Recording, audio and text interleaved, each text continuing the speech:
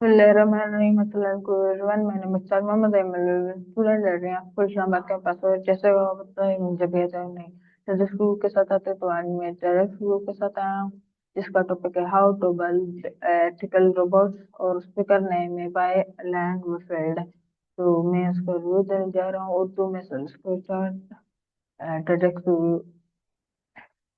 Elon वेनफेल्ड के मुताबिक इखलाकी robot बनाने का मतलब ये नहीं कि मशीनों को इंसान इखलाकी दे जाए, बल्कि इसका मकसद ऐसे निज़ाम तैयार करना है जो अपने अमाल को मुकम्मल नताइज का अंदाज लगा सकें और इंसानों को नुकसान पहुंचाने से बच सकें।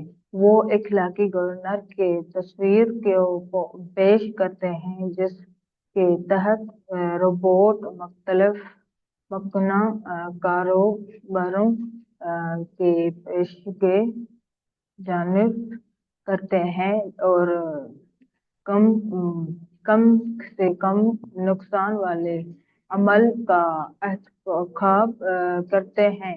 वन फील्ड इसका पर जोर देते हैं कि इखलाकी जिम्मा दार रोबोट पर नहीं, बल्कि इनके डॉक्टरों और इंजीनियरों पर है।